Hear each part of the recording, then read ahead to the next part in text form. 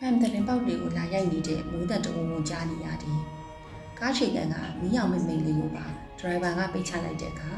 ကားတစ်စီးလုံးအမောင်တိကျသွားရဲ့။ရှေ့ဆက်သွားလို့မရတော့ဘူး။မိုးလေးနဲ့ထိဒီမှာပဲရက်ဆောင်ရမယ်။ဒရိုင်ဘာကနောက်ကိုလှည့်ပြီးလန့်အောင်ပြောရဲ့။ခီးတယ်လေးစီကနေနေတွိုင်းတဲ့နဲ့ထွက်လာပြီမဲ့ဘယ်သူမှဘာမှမတတ်နိုင်ဘူး။ခဏနေရောကားထဲမှာစကားပြောတဲ့လေးတိတ်သွားပြီးအကုန်လုံးငြင်းကြသွားရဲ့။ကျွန်တော်ဘောင်းဝေထဲကပုံထုတ်ကြည့်လိုက်တယ်။ဖန်သားမြေလေးအောင်ကအမောင်ထဲမှာစူးကနေထွက်လာရဲ့။ဖုန်းလိုက်ပြတဲ့နေရာကိုကြည့်လိုက်တော့အတုံးလေးတစ်တုံးမှမရှိဘူး။တောင်ပေါ်လမ်းမလေကောင်မှာလိုင်းလုံးဝပြတ်သွားပြီ။အချိန်ကမနက်2:15မိနစ်ကိုပြနေရဲ့။အင်းကြီးစက်ပိတ်ထားလို့အဲကုန်းမလာတော့ပြင်မဲ့အပြင်ကစောင်းတွင်းလိုအေးတဲ့ကကားချက်ပြင်ကနေတဆင်စိတ်တက်လာရဲ့။ကြောက်စိတ်ကြောင်ရောအေးတဲ့ကြောင်မှာခြေပြားလက်ဖြားတွေအေးခဲနေပြီးတကူလုံးတစ်ဆက်ဆက်ချန်တုံနေရဲ့။အချိန်နဲ့ကြာလာတော့ကျွန်တော်ဘေးနားလူကြီးလည်းခေါင်းဝက်စိတ်ကြပြီးအိပ်ပျော်သွားပြီ။ဒရိုင်ဘာရောစပယ်ယာရောရှေ့ကန်းထိုင်ကုန်ဒီမှာမှီပြီးအိတ်ကုန်ကြပြီ။ကားပေါ်ကလူတွေအကုန်လုံးအိမ်မောကြသွားကြပြီ။ဒါပေမဲ့ကျွန်တော်လုံးဝအိတ်လို့မရဘူး။အိပ်ပျော်သွားလို့ဖြစ်ဘူးဆိုတာကိုသိချာသိနေတယ်။ကျွန်တော်မျက်လုံးမိတ်လိုက်တာနဲ့အတိစိတ်လွတ်သွားတာနဲ့အဲ့ဒီမိန်းမကျွန်တော်နေရာကိုအပီးတိုင်ဝင်ယူလိုက်မယ်။ကျွန်တော်ဒီကားပေါ်ကနေဘယ်တော့မှဆင်းရတော့မှာမဟုတ်ဘူး။အဲ့ချိန်စိတ်ကိုအတင်းတောက်ခံထားရရဲ့။ပေါင်ကိုဘာသာအတင်းလိမ်ဆွဲပြီးနိုးနေအောင်ကြိုးစားရဲ့။အချိန်ဘယ်လောက်ကြာသွားလဲမသိဘူး။မျက်လုံးကမှောင်ထဲမှာတဖြည်းဖြည်းကျင်သားရလာတယ်။အဲ့ဒီချိန်မှာကားနောက်ပိုင်းကနေအတန်တန်ထွက်လာတယ်။မိုးတံမဟုတ်ဘူး။လေတိုက်တန်လည်းမဟုတ်ဘူး။ရီလီဆူရွှဲနေတဲ့ခြေပလားနဲ့ကားချမ်းမြေကိုနေပြီးရှောက်လာတဲ့အတန်ဖြစ်တယ်။ဖို့အတန်ကနောက်ဆုံးတန်းကနေစထွက်လာတယ်။ကျွန်တော်အသက်ရှူဖို့တော့မေ့သွားပြီးအမောင်ထဲမှာနန်းဆူနေတယ်။ခြေထဲနေရအရန်နေတယ်။ဒါပေမဲ့တလန်းကြီးရှိကိုတိုးလာနေတာသိကြတယ်။ထိုင်ကုန်တဲ့ကိုကြော်လာတိုင်းကျမ်းမြေပေါ်ကရေစကြတဲ့တောက်ကိုပါတွဲကြနေရတယ်။ဖို့တောက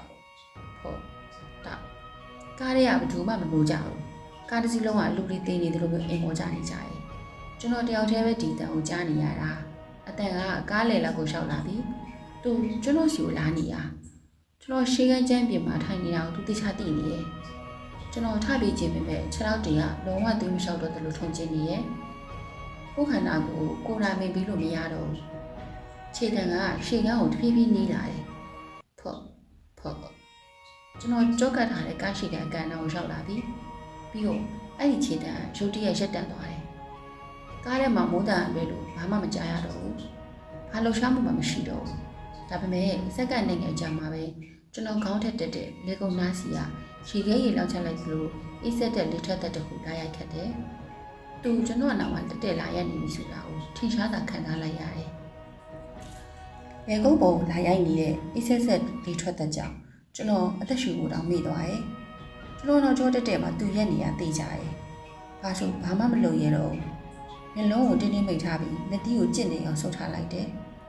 ကြောက်စိတ်ကြောင့်ခြေပြားလက်ဖြားတွေအေးခဲနေပြီးဒီကိုယ်လုံးတစ်ဆက်ဆက်တုံနေတာကိုဘလို့မှထင်လို့မရဘူး။ "तू ကကျွန်တော်ပခုံးကိုလာကိုင်းမလား။လက်မေးကိုညင်မလားဆိုပြီးရှင်ထိတ်ထိတ်နဲ့စောင့်နေမိရဲ့။ဒါပေမဲ့ဘာမှဖြစ်မလာဘူး။အေးဆက်တဲ့လင်းဝင်ရနောက်ကျောမှာရှိနေတော့မယ်။ကျမ်းပြင်ပုံရေစဲကြတဲ့အတန်တောက်ကိုလည်းနားထဲမှာဆက်မပြတ်ကြားနေရတယ်။ဒီတိုင်းပဲအမောင်တူထဲမှာသူနဲ့ကျွန်တော်နဲ့အချိန်ဘလောက်တော့ကြာအောင်ရက်နေခဲ့လည်းမသိဘူး။ကျွန်တော်ခန္ဓာကိုယ်တစ်ခုလုံးထုံချင်းပြီးသွေးမလျှောက်တော့သလိုဖြစ်လာတယ်။တပြေးပြေးနဲ့ကားမှန်တဲ့ပေါက်တရားနေအလင်းအောင်မိန်လေးဝင်လာရဲ့။မနဲ့လေးလာပြီ။အပြင်မှာမိုးဟာတဖွဲဖွဲလာဝေရွာတော့တယ်။ပတ်ဝန်းကျင်ကမိခိုးရောင်တန်းနေပြီးကားတင်းရောက်တက်တက်ကွက်ကွက်မြင်ရတော့တဲ့အနေထားကိုရောက်လာတယ်။ကားရှိကန်ကဒရိုင်ဘာကစပြီးနိုးလာတယ်။သူကအကျောဆက်ပြီးကားမှန်နဲ့အပြင်ဘက်ကိုလှန့်ကြည့်တယ်။ပြီးတော့သူ့ပြင်မှာအိမ်နေရဲ့စပယ်ယာကိုနှိုးတယ်။ကားနောက်ပိုင်းကခီးတဲ့တချို့လဲအညောင်းဆိုင်ရင်တယောက်ချင်းစီနိုးလာကြတယ်။စကားပြောတဲ့တူတူလေးတွေကစပြီးထွက်လာရဲ့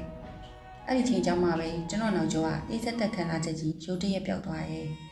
ရှည်စဲကြတယ်လည်းမကြားရတော့ဘူး။ကျွန်တော်အားယူပြီးကားချက်ပြစ်မောကနေမတက်ထားရက်လိုက်တယ်။ခြေထောက်တွေကအရန်နာကျင်နေပြီးလူကရိတ်ထိုးသွားလို့ကားတကားလက်ရံကိုအမြဲလန့်ကန်လိုက်ရရဲ့။ညကကျွန်တော်ကိုသတိပေးခဲ့တဲ့စပယ်ယာဟောင်းလူကြီးလည်းအိယာကနိုးလာပြီးမျက်လုံးပုတ်နေရဲ့။ကျွန်တော်ကားနောက်ပိုင်းကိုလှန့်ကြည့်လိုက်တယ်။လူတွေကိုယ်ထိုင်ကိုနှက်ကိုနိုးနေကြပြီ။အကုန်လုံးပုံမှန်အတိုင်းပဲ။ကျွန်တော်လူကားလိုက်ချင်းချင်းလေးအတိုင်းနောက်ဆုံးတက်ဘက်ကိုဖြည်းဖြည်းရှောက်သွားလိုက်တယ်။ကျွန်တော်ခုနံပါတ်29ကဘာတွေဖြစ်နေပြီလဲဆိုတာသိချင်နေတယ်။ခုံကားလောက်ကွာနေကျွန်တော်ထိုင်ကုန်လက်မြင်လိုက်ရတယ်။ခုနံပါတ်29ပုံမှာလူတယောက်ထိုင်နေရဲ့။ဆူရှဲနေရဲ့စပင်းရှိရင်လည်းမျိုးသမီးမဟုတ်တော့ဘူး။ ယောက်ျားလေးတစ်ယောက်ဖြစ်နေတယ်သူကခေါင်းကိုမှန်တဲ့ပေါက်ပဲလဲပဲအပြင်ကိုကြည့်နေတာသူဝစ်ထားတဲ့အင်ကြီးရောင်ကကျွန်တော်ခုဝစ်ထားတဲ့အင်ကြီးရောင်နဲ့တပုံစံနဲ့ပဲကျွန်တော်ခြေလမ်းရက်သွားတယ်ရှင်မတန်းနှလုံးခုန်တဲ့ဘုံကြီးသလိုမြင်လာတယ်ဆက်မသွားရတော့ပဲမျက်လုံးကအဲ့ဒီလူစီကနေခွာလို့မရဘူးအဲ့ဒီချိန်မှာမှန်ကိုကြည့်နေတဲ့သူကခေါင်းကိုတဖြည်းဖြည်းချင်းလှည့်လာပြီးကျွန်တော်ကိုလှည့်ကြည့်တယ်သူ့မျက်နှာကိုမြင်လိုက်ရတဲ့အချိန်ကျွန်တော်ခေါင်းထဲမှာပြောင်းဆန်သွားပြီးအသက်ရှူရမတဖြစ်သွားတယ်အဲ့ဒီထိုင်ကုန်ပေါ်မှာထိုင်နေတဲ့လူကကျွန်တော်ဖြစ်နေတယ်